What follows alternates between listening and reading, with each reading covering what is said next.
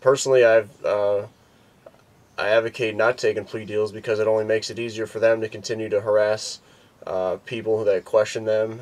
If 90+% of people, as is currently the case, take plea deals and don't go to trial, then it's easier for them to just rubber stamp the charges, take your money after you've already been victimized. But if you haven't harmed anybody, you haven't harmed any property, then stand up for what you know is right, and speak the truth as loudly as you can, because that's going to cause them to stop harassing us. Yeah, again, the state is unfortunately very good at doing its job, and that's to put a lot of pressure on an individual with all these, bureaucratic functions and processes.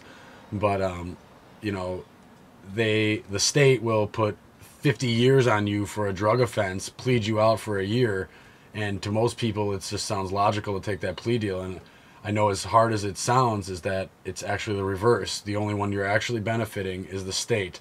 They get their conviction, they don't have to prove it, and they then get to cage you at the expense of everybody else.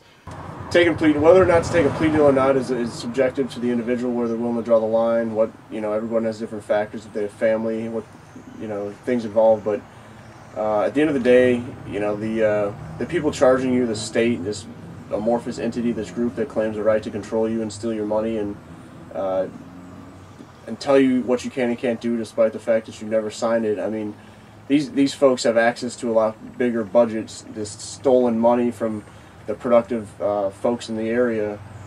So if you do refuse to take a plea deal, if you stand up for your rights, yes, I mean, I'm not saying that it's all sunshine and unicorns, but you need to know that you're going to stand on your principles, and you can feel confident in yourself, and know that there's a lot of people in this community that will support you.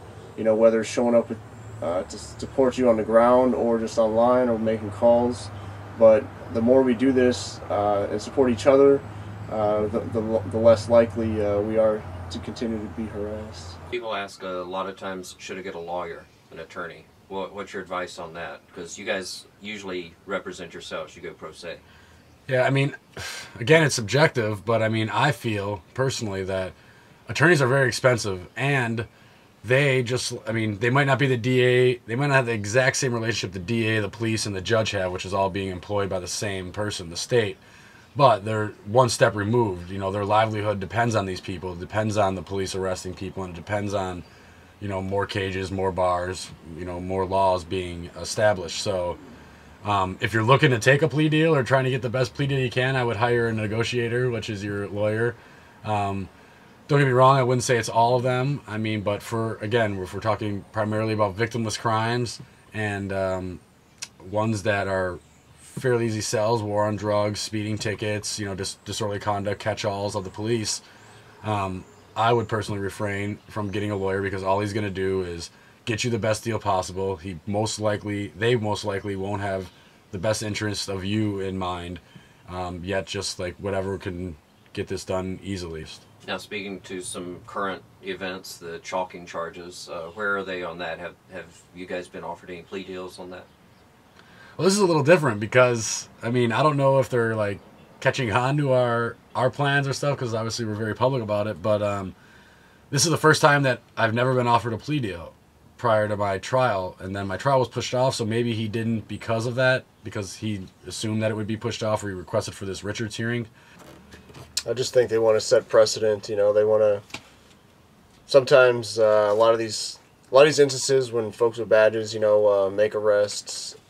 It's for them to have control of the situation at the time, and they figure, oh, these frivolous charges will be addressed in court, and there'll be no negative repercussions to them at the end of the day. There'll be no disincentive for them to cease charging people in the future with that, which is why I think it is important to stand up for your rights, no matter if they, like in our case in Manchester, have continued to charge stack after the fact and levy additional charges. But to go back to an earlier asked question about whether you need a lawyer or not, I mean, I would ask, do you need to go to school and have someone instruct you on how to tell the truth? Do you need to waste 3 years of your life learning this legalese system? I don't think so. I mean, just go in there and say what's up, and don't be intimidated. Don't think that they have any aura of legitimacy. Just go in there and speak the truth and in common sense.